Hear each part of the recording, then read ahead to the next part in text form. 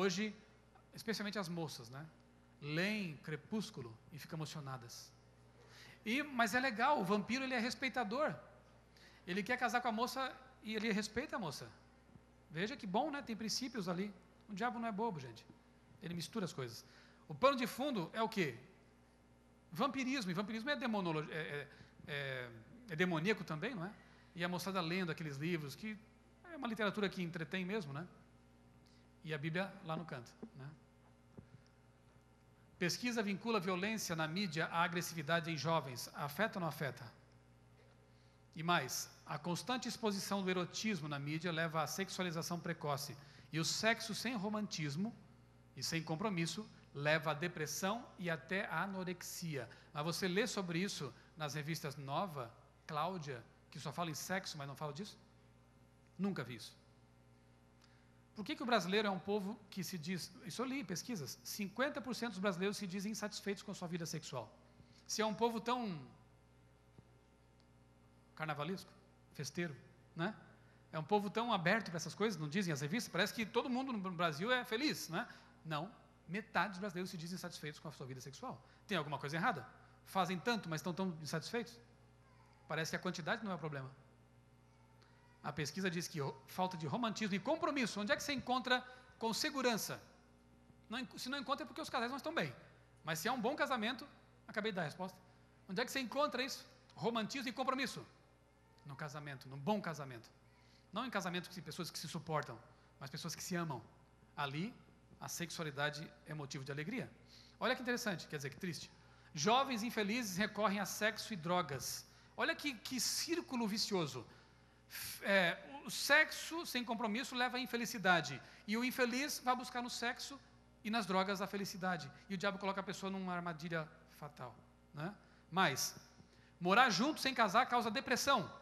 Por que só coloca uma notinha no site da Super Interessante? Não põe na capa da revista? Não é o que a gente fala? Morar junto sem casar. A Bíblia fala, deixará pai e mãe, unir-se-á a sua mulher, então deixa a casa dos pais, casa e serão a sua carne. Essa é a ordem, essa traz felicidade, não aquela. Mas as pesquisas estão dizendo isso aí também, né? A igreja não estava errada. A igreja sempre esteve certa. Olha só, a abstinência antes do casamento ajuda a vida sexual depois de casados. Então a pesquisa mostrou isso, dados científicos, que aqueles que esperaram para ter uma vida sexual após o casamento são mais felizes. A igreja sempre não disse isso, mas o que a moçada pensa? Isso aí é assunto do século passado. Isso aí é coisa do pastor lá, que é meio quadrado. Desculpa. Não é. Não é. E a ciência está mostrando, ou a ciência não mostra nada, os cientistas estão mostrando que a igreja tinha razão. A Bíblia tinha razão, né? Casamento é bom para a saúde física e mental. E eu recomendo. Eu sei que você pode ser feliz solteiro, mas olha, nada contra a solteirice também, mas ser casado é melhor. Eu já fui solteiro. E eu recomendo, casar faz bem para a saúde física, mental e espiritual, inclusive, né? Bom, sobre novelas, acho que não preciso nem falar, porque ninguém assiste aqui, não tem problema. Novela, você vê lá que você pode fazer qualquer coisa em nome do bem, os fins justificam os meios, né?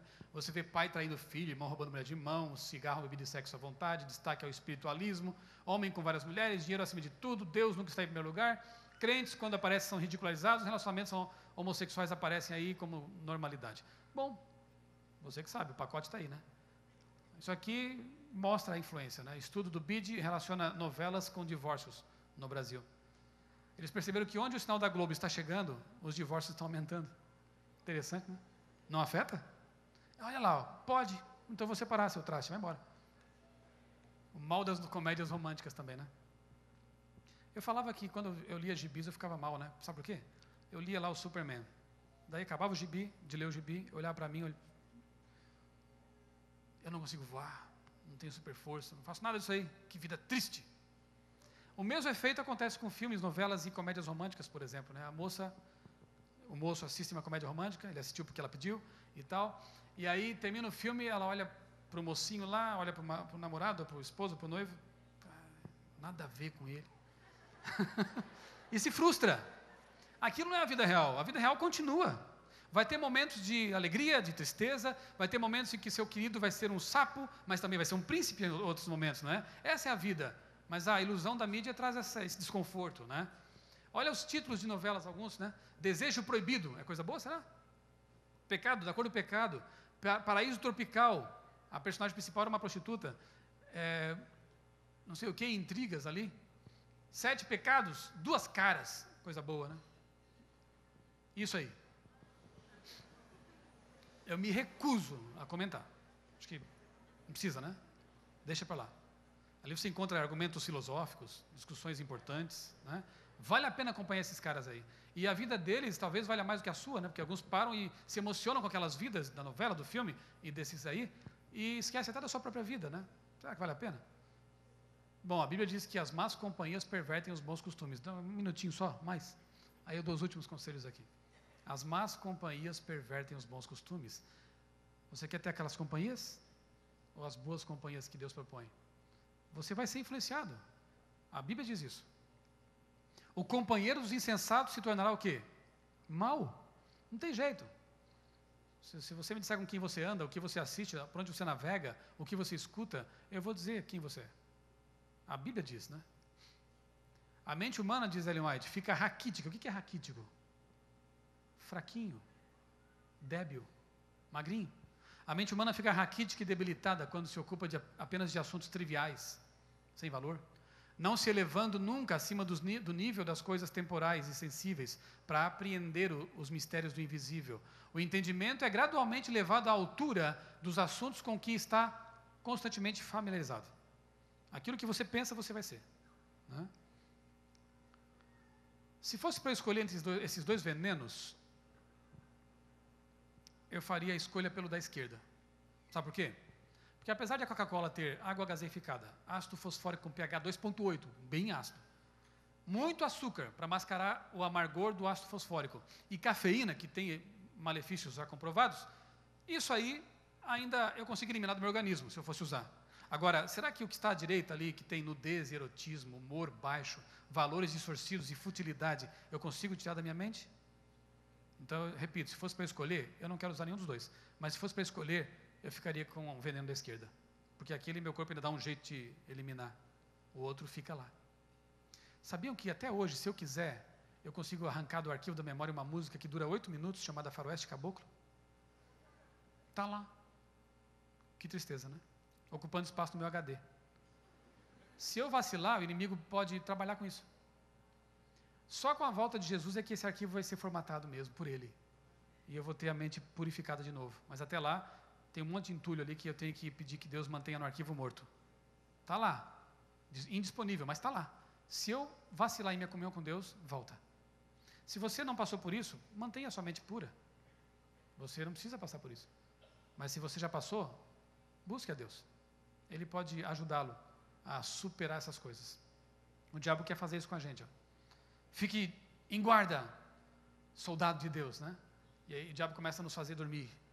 E o perigo está ali, né? A baioneta pertinho do pescoço. O objetivo do inimigo é usar todos os recursos possíveis para nos manter num cristianismo medíocre, sem poder, como esse carro aí. Eu estava viajando um dia lá para o sul, eu vi esse Fusca, eu tive que parar, numa serra. Não, eu vou fotografar esse carro aí. Para mim é um ícone da religião cristã dos nossos dias. Não sei se você consegue ver, de um lado tem um símbolo ali que é o símbolo dos cristãos, né? O peixe, íctis, em grego. É um acróstico do nome de Jesus, o peixe. Mas do lado direito tem outro símbolo, de uma revista masculina, em que mulheres pobres, que não têm dinheiro para comprar roupa, posam. Então os dois símbolos ali no mesmo carro. E em cima, o adesivo chamado louco. Louco, pouco, louco, sei lá o quê. Louco, só pode ser. A pessoa que pensa que pode acomodar em sua vida princípios tão díspares, não é? O cristianismo e o sensualismo do mundo, a perversão do mundo, as ideologias contrárias à Bíblia. Não dá. Esse é o Fusca em que muitos estão embarcando. É perigoso. Eu não lembro se está descendo ou subindo, mas certamente está descendo. Não está subindo. Não vai subir. Aqueles que embarcarem nesse Fusca vão descer, infelizmente. Não embarque nessa que você vai ser louco. Que seu Fusca tem apenas um peixe bonito, que representa Jesus Cristo, né? E os últimos conselhos, olha que pensamento bonito de Carl Jung. Nascemos originais e morremos cópia. Quando você nasce, você tem um HD zerinho, limpo. Você vai pondo coisas lá dentro. Você era original. Você quer ser cópia de quem hoje? Deles? Ou dele? Somos transformados pela contemplação, diz Ellen White. O que mais você contemplar, mais vai transformá-lo à semelhança daquilo que você contempla. Não podemos avançar na experiência cristã enquanto não afastarmos de nosso caminho tudo que nos afasta ou nos separa de Deus. Quando chegar em casa, no seu quarto, no seu alojamento, faça o seguinte: pensa naquele CD, naquele DVD, naquela revista, naquela música, naquele filme que você ainda guarda lá e que você sabe que não tem nada a ver com os princípios de Deus, da Bíblia. Sabe o que você vai fazer hoje ainda? Não deixe passar a influência de Deus. Você vai destruir isso. Você vai quebrar isso, nem dá para alguém. Quebra, rasga, queime. Se desfaça disso. Porque não podemos avançar na experiência cristã enquanto não afastarmos de nós tudo aquilo que nos afasta de Deus. Cumpre-nos, diz Ellen White ainda, no que depender de nós, cerrar, fechar toda entrada pela qual Satanás possa entrar, encontrar acesso à nossa alma. Faça como Davi e tome o propósito. Davi sabia o que estava dizendo, porque ele caiu por causa disso. Não porei coisa má diante dos meus olhos. Mas se aparecer algo diante dos meus olhos que eu não tive culpa disso, aí você faz a segunda oração de Davi: desvia meus olhos, Senhor, de contemplarem coisas sem valor e vivifica-me em teu caminho. Tome a decisão de não colocar nada diante dos seus olhos, seus ouvidos, mas se aparecerem, Senhor, desvia o meu foco, protege a minha mente, coloca um antivírus, um firewall, para proteger meus pensamentos. Tudo, e agora sim, o verso que eu só poderia encerrar com esse. Abri com Romanos 12:2 e termino com Filipenses 4:8, que eu sugiro você coloque, imprima no seu computador, coloque lá, cole no monitor, cole na sua televisão, no seu aparelho de som. Filipenses 4:8, vamos ler juntos? Tudo o que é verdadeiro, honesto, justo, puro, amável, de boa fama, nisso pensai. Se você fizer isso, você estará seguro. Que Deus nos abençoe, nos ajude a manter nossa mente pura, uma mente clara, a fim de suportarmos os últimos enganos que estão sendo poderosos, para que nós possamos chegar logo ao porto final e estar livre de toda tentação, todo perigo, finalmente. Muito obrigado a todos vocês.